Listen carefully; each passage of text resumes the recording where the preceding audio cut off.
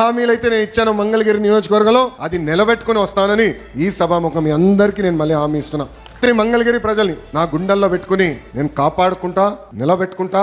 నా లక్ష్యం ఒకటే, భారతదేశంలో నంబర్ 1 నియోజకవర్గం ఏదంటే ఆలోచిస్తే దానికి చిరునామా మంగళగిరి చేసే బాధ్యత మీ లోకేష్ తీసుకుంటాడని ఈ సభాముఖం తెలుపుకుంటూ, తల్లి మీరందరూ ఒక్కసారి ఆలోచించమని కోరుతున్నాం. మీ ఇంట్లో కొలతలు తీసుకోవడానికి వచ్చినప్పుడు Telugu Desam party, Janasena party, Bharatiya Janata party నాయకులు వచ్చారు, అధికారులతో కలిసికట్టుగా వచ్చారు. మీ దగ్గర నుంచి ఒక కప్పు టీ తాగలేదు, ఒక బాటిల్ నీళ్ళు తాగలేదు తల్లి. స్వచ్ఛందంగా వచ్చి మీకు సేవ చేసాక వచ్చారు తల్లి. ఈ రోజు 1000 కోట్ల రూపాయలు విలువైన ఆస్తి మీకు ప్రభుత్వం అందిస్తుంటే దాంట్లో ఒక్క రూపాయి అవినీతి లేకుండా మేము చేశాం తల్లి. అది ఎన్డీఏ ప్రభుత్వానికి ఉన్న చిత్తశుద్ధి.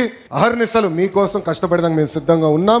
ఆనాడే చెప్పా, మీకు ఏ సమస్య ఉన్నా మా ఇంటి తలుపులు 24 గంటలు మీకు తెరుచుంటుందని ఈ సభాముఖం తెలుపుకుంటూ, నాకు ఇంత అద్భుతమైన అవకాశం ఇచ్చిన మంగళగిరి ప్రజలందరికీ పేరు పేరున నా హృదయపూర్వక ధన్యవాదాలు తెలుపుకుంటూ మీ అందరి దగ్గర నుంచి సెలవు తీసుకుంటున్నాను.